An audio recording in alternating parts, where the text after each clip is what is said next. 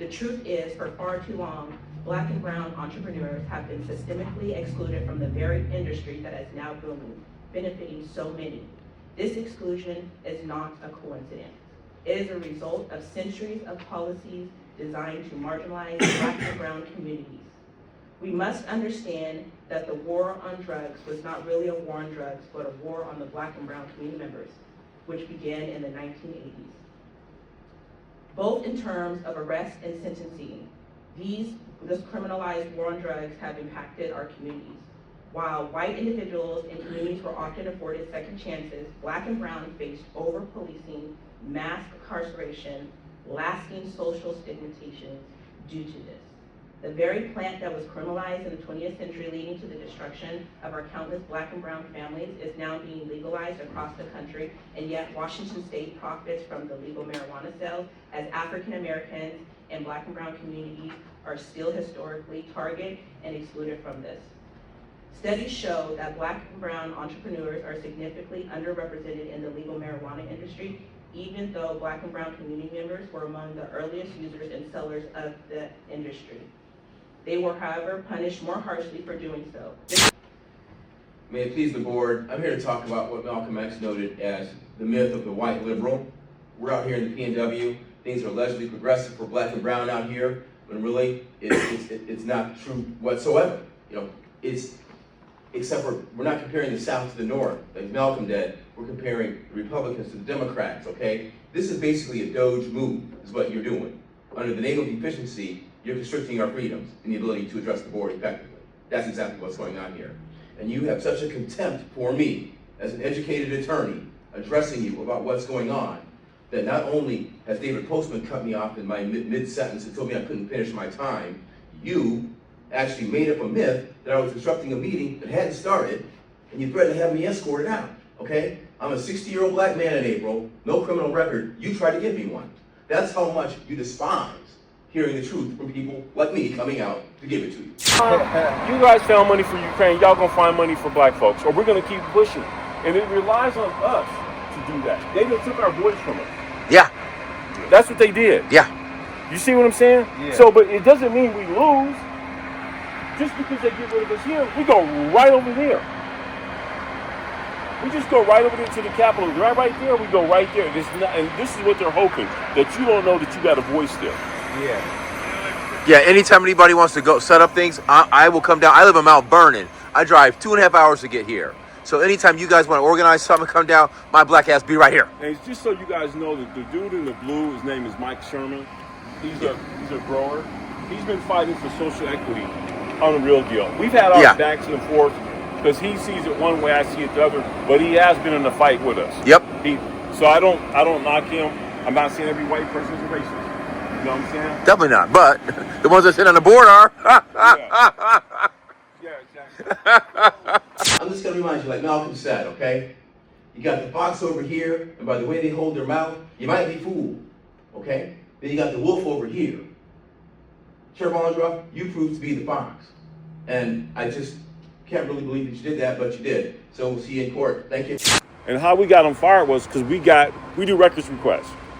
So they were taking, I can't prove that they were taking money, but they were doing things they weren't supposed to do in their job capacity. And so we said, okay, well, why did she just do this? They couldn't explain it. They had to fire her. So these people I listed, they fired them. And this all started a couple years ago. When they started laying people off is when we filed the lawsuit, the one you guys currently see now. Yeah. The one I filed in 2016 got us the stores that I currently have stores at. Now we got 50/80 as part of the deal. You guys looked at the King 5 piece? Mm-hmm. We were getting ready, we were digging. They know but through the records request what we're doing. So they came to us and they said, hey, we need you guys to sponsor 50/80. We sponsored 50/80. 50/80 is what the license is 170 coming out now. That's processors, producers, and retail. That's what we agreed upon, okay? And they agreed upon it. Now that we're moving forward, they're trying to backtrack on that with 1551, which we all were there when they got it there. It was the positive program until 2027. We got them to take that away. But 1551 is still floating. They took the language out the pause, but that puts the pause in their hand. See, they can get that bill to say, oh, we need to do internal investigation and figure out why we failed the first black folks. We have to pause it in order to figure that out. This is who I am. My name is Peter Manning. I have a dispensary in 2015 in Seattle. I applied for a license in 2015, third in the queue, top qualified, didn't get a license. But I knew something was amiss. So what I did was, I wrote a letter to Ollie Garrett. It outlined what was going on with the black community and the brown community, and how they were being overlooked even though they were more qualified then. And this is October 16th, 2016. In this letter, I outlined that. She ignored it. And I know prior to that. Here is a complaint. I filed a tort claim against the LCB in December. I filed it in November.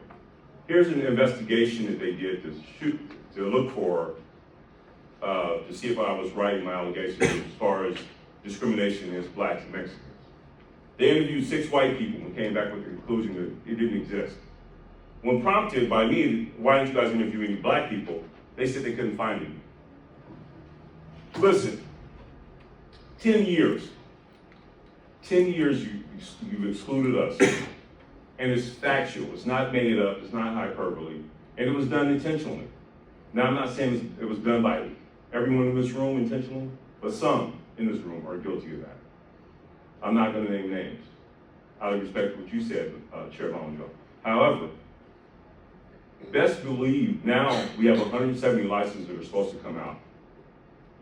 What a convenient time to take public comment from black folks and Mexicans at the time when they could come in and voice their concerns and their opinions on how they're being treated by the licensing division.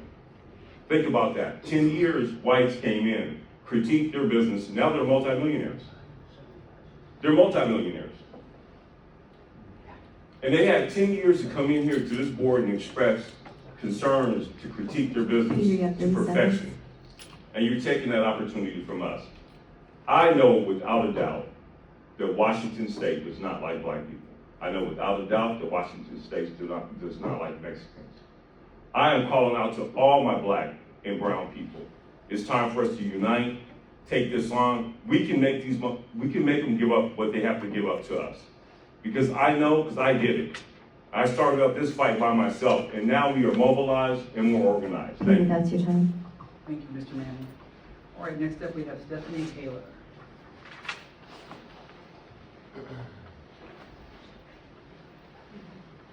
Good morning, members of the board, chairperson of the board. Thank you for allowing me the opportunity to speak with you today. I'm just going to give you a little context on who I am. My name is Stephanie Taylor. I'm a state employee, but I also do root cause analysis on gun violence throughout Washington State. I have my bachelor's, my master's, and I just got accepted into my doctoral. I would like to thank you all for the opportunity to speak with you today. As we stand here in a moment of progress and reform, it is essential that we pause to acknowledge the historical context in which we find ourselves, particularly regarding the legalized marijuana industry. The truth is, for far too long, black and brown entrepreneurs have been systemically excluded from the very industry that is now booming, benefiting so many. This exclusion is not a coincidence. It is a result of centuries of policies designed to marginalize black and brown communities. We must understand that the war on drugs was not really a war on drugs, but a war on the black and brown community members, which began in the 1980s. Both in terms of arrest and sentencing, this criminalized war on drugs have impacted our communities. While white individuals and communities were often afforded second chances, black and brown faced over-policing, mass incarceration, lasting social stigmatization due to this. The very plant that was criminalized in the 20th century, leading to the destruction of our countless black and brown families, is now being legalized across the country, and yet Washington State profits from the legal marijuana sales, as African Americans and black and brown communities are still historically targeted and excluded from this. Studies show that black and brown entrepreneurs are significantly underrepresented in the legal marijuana industry, even though black and brown community members were among the earliest users and sellers of the industry. They were, however, punished more harshly for doing so. This is not just a matter of economic disparity. This is a direct consequence of the legacy of racial discrimination that continues to manifest in policies, hiring practices, and business opportunities. Those who have been most impacted by the criminalization of marijuana, those who have faced arrest, jail time, and a lifetime of consequences are now being left behind in a thriving industry despite their historical role in it. The idea that those who do not know history are destined to repeat it rings true today.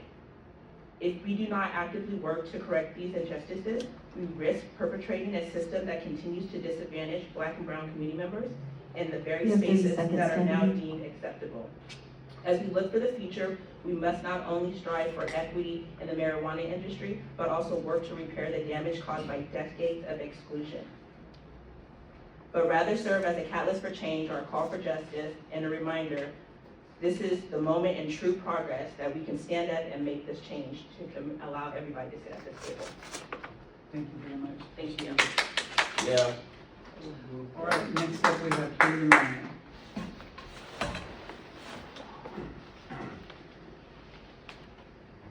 May it please the board, I'm here to talk about what Malcolm X noted as the myth of the white liberal.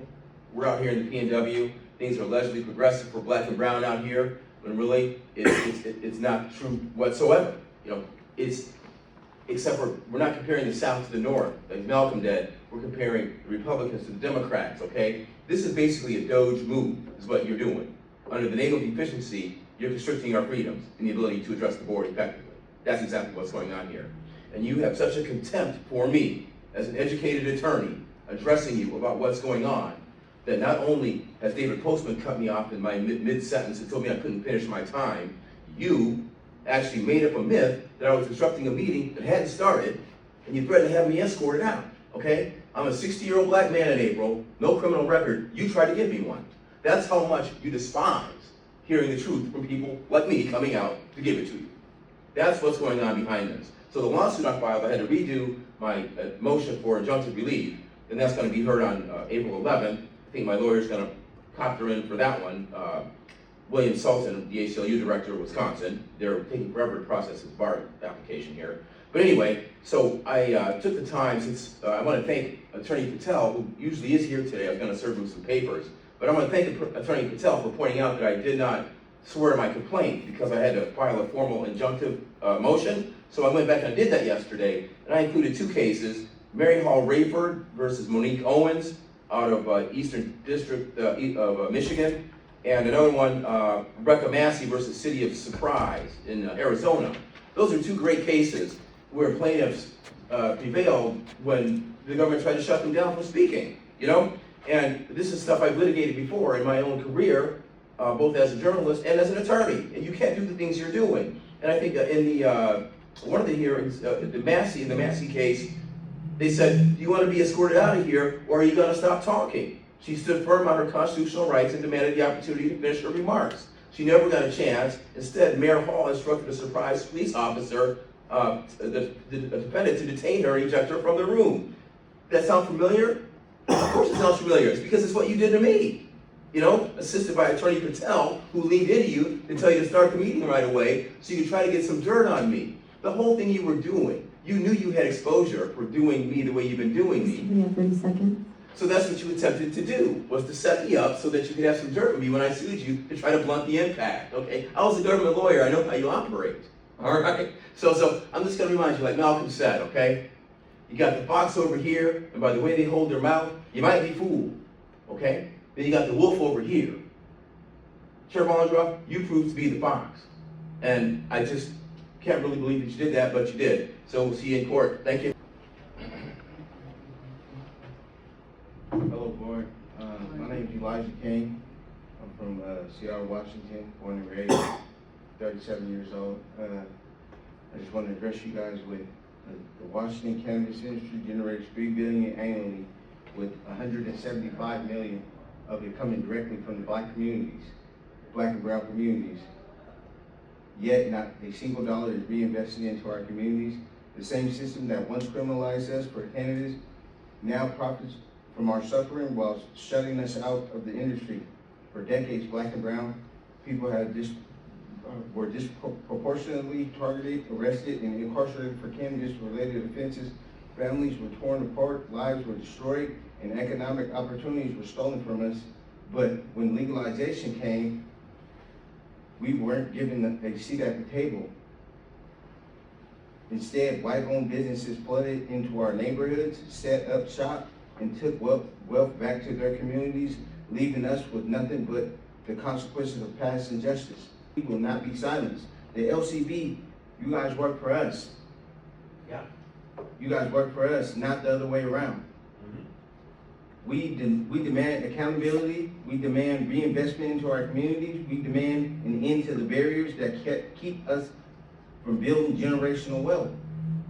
The time for exclusion and exploitation is over.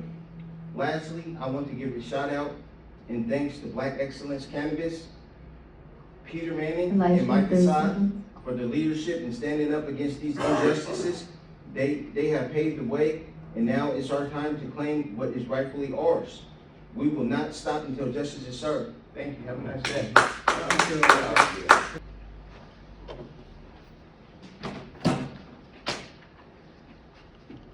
Good morning, Chair, board members, folks that are here. And I honestly don't have prepared remarks today, but since it is the end of an era, as speakers have addressed today, it feels appropriate. So I'm with Cannabis Observer, and we started coming to the board meetings in late 2017 and have seen the transition of most of the board, a lot of staff leadership, staff members, lots of different issues over time, and kind of unintentionally have become something of an institutional memory for the agency. We've seen a lot of public comments over the years. A lot of issues come before the board. And our work is founded on bringing more transparency to policymaking because we feel that we've shown, I think, that by creating quality information about what's happening here and giving that to everybody, it elevates the conversation. It helps everyone be more educated about what's happening, makes for better policymaking, better engagement with the public. I think that, I'm appreciative of the efforts that you demonstrated yesterday, saying that you're gonna maybe not take all those steps that you said that you were gonna take. Especially want to thank you for leaving the EMT meetings open to the public, because that's really the only opportunity we have to hear directly from staff, division leaders about what's going on within the agency. I can talk to you about how that's been important and impactful.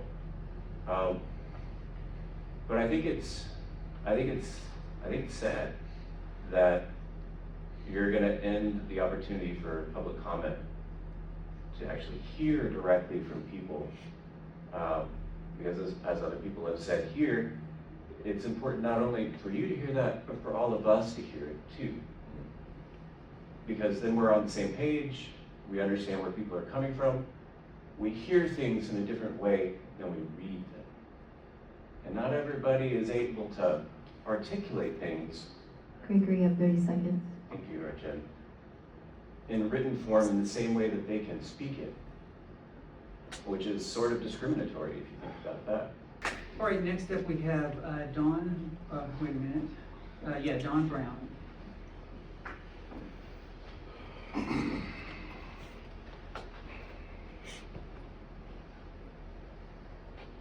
Hello, Lord. Thanks for having me. It's the same thing. You know, we've been marginalized, we've been left out of this situation. It's hard to see when your friends and you've been arrested on this corner, and your license, your freedom, your rights, your gun rights, now you have this record that follows you for your whole life, but yet now there's a store there that's making millions of dollars doing the same thing you did that got you incarcerated. It's like, it's at a point where it's like, come on now. You know, you let people come into our neighborhoods, set up shop, and make millions of dollars when we've been incarcerated and left out of this whole situation. It's just time for the equal opportunity. You know, we want to be able to raise our children and have generational wealth, just like everyone else, you know. So basically, like I said, man, it's just time for us to come together, and I don't want to, I'm not, you know, it's systemically racism. Yeah, we know it is, we know. But it's a time where we can change that now. And I hope that this board sees that we're here to really speak for our people. And for people to say that they come by and they don't want these things in the black communities, and they say, oh, well, we're speaking for the black community. No, you're not speaking for the black community. The black community wants their fair issue, just like everybody else. We want a chance to get our wealth and our children to be set, just like everyone else. That's pretty much all I want to say. And thank you for having me. I'm here with the Black Excellence Counters Group, and it's sad that, like they said, we're being not able to make these comments no more. But I hope that you guys take what we do, we write, and you guys really take that into consideration. Thanks a lot. Thanks for having me. Thank you, Don, appreciate it. I think there are many whites who act friendly toward Negroes. A fox acts friendly toward the lamb. And usually the fox is the one who ends up with the lamb chop on his plate. The wolf doesn't act friendly, and therefore the wolf has more difficulty in getting the lamb chop in his plate. I'd like to point out, though, that... And I say that because it is usually if you study the structure of the Negro community, economically, politically, civically, psychologically, and otherwise, it's controlled by the white liberal, who usually poses as the friend of the Negro, who actually differs from the white conservative in the same way that the fox differs from the wolf.